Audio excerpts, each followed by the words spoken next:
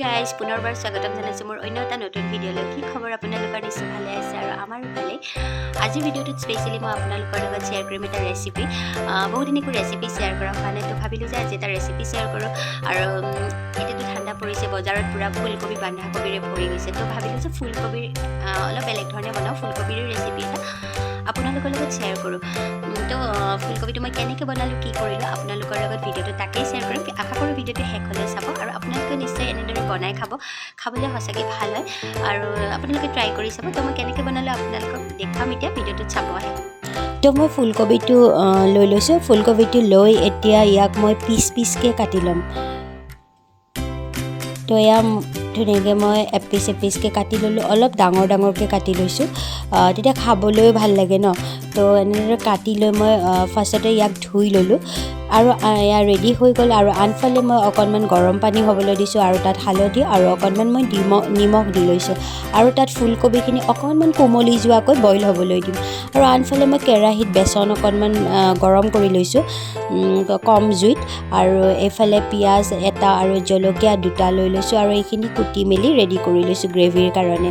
আৰু এয়া ফুলকবিখিনি মোৰ কোমলি আহিছে লাহে লাহে, আৰু এইখিনি এটা মই বাতিত আৰু উঠাই লৈছোঁ, ধুনীয়াকৈ উঠাই ল'লোঁ। আৰু ইয়াতে এতিয়া মই গৰম বেচনখিনি মিক্স কৰি দিলোঁ, লগত অলপ হালধি, সোৱাদ অনুসৰি নিমখ আৰু লগতে জিৰাৰ গুড়ি আৰু জলকীয়াৰ গুড়ি, আৰু আপোনালোকে যি বেলেগ মছলা মন গ'লে দিব পাৰে, মই বিশেষ মছলা নিদিলোঁ। আৰু ফুলকবিখিনি মই এনেদৰে গৰম তেলত ভাজি ল'লোঁ, ধুনীয়াকৈ ফ্ৰাই কৰি উঠাই ল'লোঁ। আৰু এইফালে আদা নহৰু আৰু বিলাহীৰ মই এইখিনি পেষ্ট বনাই ল'ম। আৰু আনফালে গৰম তেলত মই ইলাচি দুটা, ডালচেনি আৰু শুকান জলকীয়া দুটা, লগতে পিঁয়াজখিনি অকণমান ৰঙচুৱা হোৱালৈকে ফ্ৰাই কৰি ল'লোঁ। তাৰপিছত ইয়াতে অকণমান জিৰা গুড়ি দিলোঁ।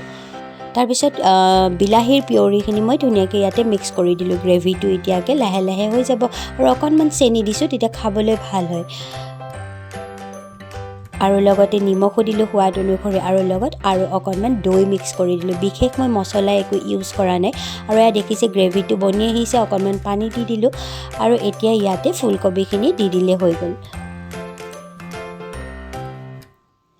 আৰু গ্ৰেভিটো এনেদৰে লাহে লাহে হৈ আহিছে, অকণমান মই ধনিয়াৰ গুড়ি দিলোঁ আৰু এয়া অকণমান মই অৱশেষত ঘি দি দিলোঁ। এয়া দেখিছে গ্ৰেভিটো ধুনীয়াকৈ হৈ আহিলে, আৰু এয়াই হৈ গ'ল বিশেষ একো মছলা নিদিয়াকৈ ফুলকবিৰ এটা টেষ্টি ৰেচিপি। ওপৰত অকণমান ধনিয়া পাত ছিটাই দিলোঁ আৰু এয়া ৰেডি হৈ গ'ল ফুলকবিৰ গ্ৰেভি।